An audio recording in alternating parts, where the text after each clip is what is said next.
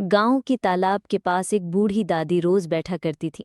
उनका चेहरा झुर्रियों से भरा था, लेकिन आंखों में एक अजीब सी चमक थी, जैसे हर चीज को समझती हूँ।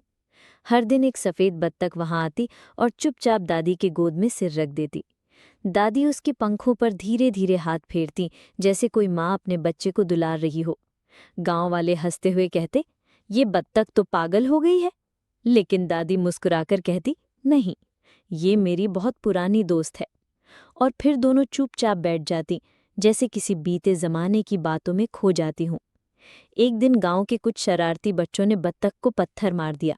बत्तख जोर से चिल्लाई और जमीन पर गिर गई। उड़ने की कोशिश की, लेकिन पंख कांपते रहे। दादी घबराकर उसे अपनी गोद में उठा लाई।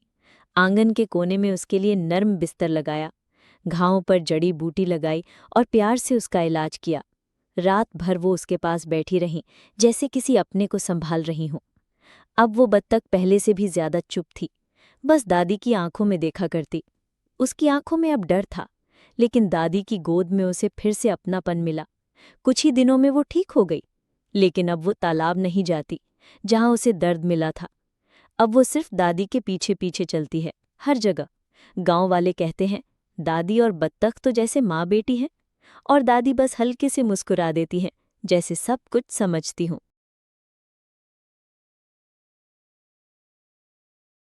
एक छोटे से गांव में दादी रहती थीं।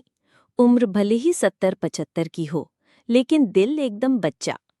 हर सुबह वो आंगन में बैठकर अपनी पुरानी चारपाई पर चाय पीती, और तभी पेड़ पर आकर बैठती मैना।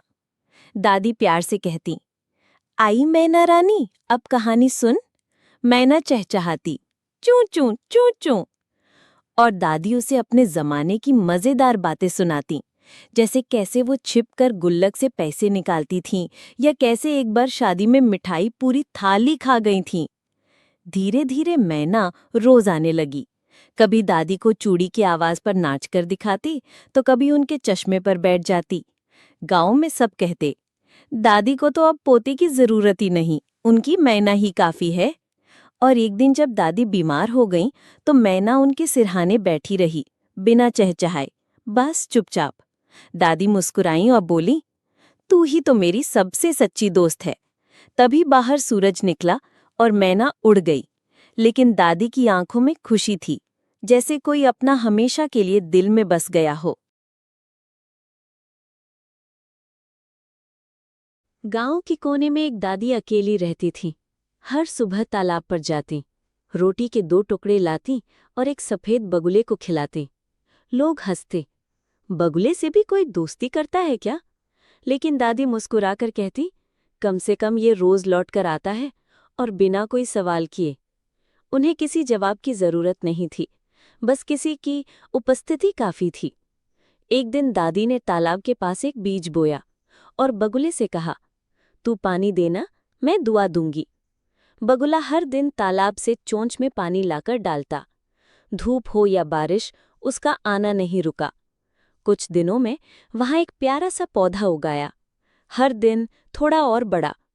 जब भी दादी उसके पास बैठती, वो पौधा जैसे और तेजी से बढ़ता, जैसे उनके स्पर्श से जान मिलती हो।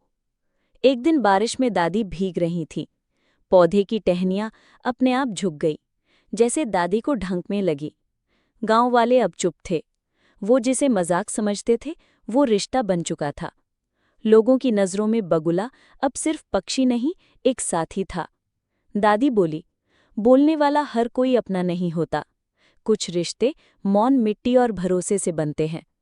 और उस दिन तालाब किनारे बगुला चुपचाप उनके पास बैठा रहा, दोनों की चुप्पी जैसे एक गीत गा रही हो।